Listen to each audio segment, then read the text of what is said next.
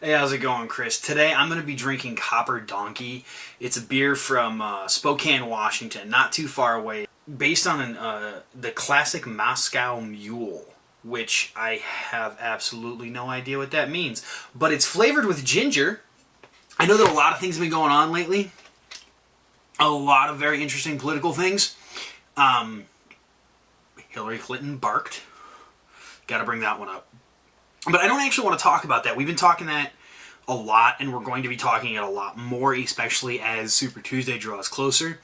I actually want to talk about the U.S. justice system and the prison system, and the fact that ostensibly our prison system is a reform system. The idea is that we will put people in the penitentiaries, they will be punished, they will feel remorseful, and they will not offend again. But we know statistically this doesn't work. We have certain people that we want to see punished.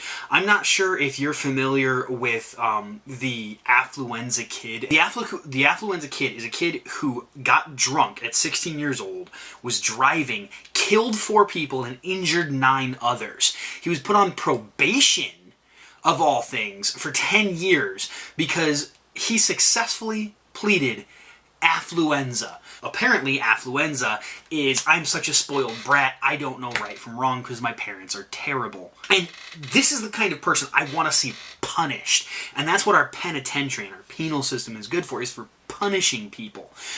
But there's always the lie that punishment is going to make people penitent and that they will apologize and repent and go back on their wayward ways and become good citizens. But that doesn't actually happen. We know that this doesn't actually happen. Our system is not a reform system. It doesn't fix people. It makes them worse. On August 28th, 2015, the Maryland Court of Appeals upheld the Unger decision. As luck would have it, my camera died, so now I'm filming on my laptop, something I haven't done yet.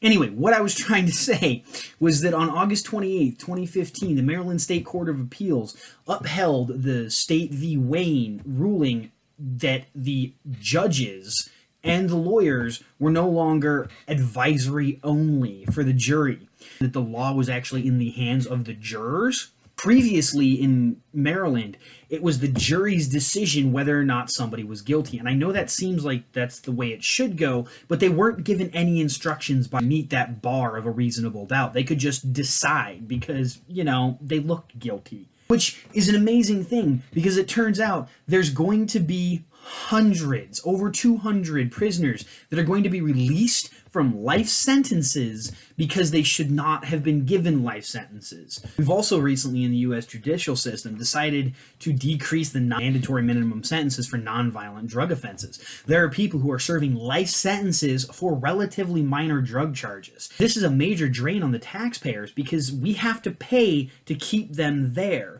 Once they got out, they couldn't find jobs. There's actually a Ban the Box campaign where people are trying to get the "have you ever been convicted of a crime" removed from the early job application stage. This gives the ex-convicts a better chance of being able to get work, which drastically reduces the recidivism rates. I did actually read about a very interesting thing in the Fiscal Times where somebody was very upset that ex-convicts were actually receiving a stipend for not reoffending. And he's like, well, why don't all the good citizens get this stipend? I should get money because I don't break the law. Punishing people is one of the least effective ways of controlling behavior. When I go into a classroom as a substitute teacher, I don't go up to the students who aren't doing what I want them to do and stop doing that. You have to do the right thing now. Knock it off. Because that doesn't work. I thank the people who are doing what they should be doing. And our society has this inherent repulsion about thanking people for doing what they should be doing. If somebody's doing something that you appreciate, they should get a thank you, regardless of whether or not it's their job. People who don't break the law, who have never broken the law, should get recognized for being good citizens. And we do recognize people for this, but it's not in any way that makes a difference. But if you have somebody who violated the laws and is now attempting to not violate the laws, you need to reinforce that desired behavior. If you don't reinforce the desired behavior, you remove any motivation to continue the desired behavior. And it's very easy for people to slip back into their normal habits.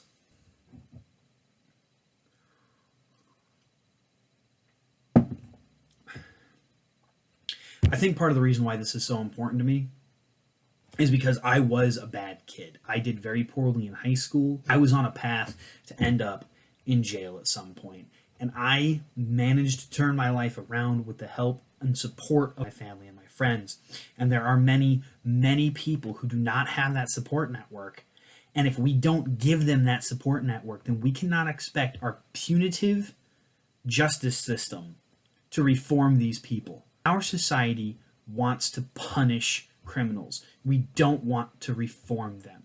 Unfortunately, if we don't reform criminals and we only punish them, they will stay criminals. But they will now be criminals who hate the system.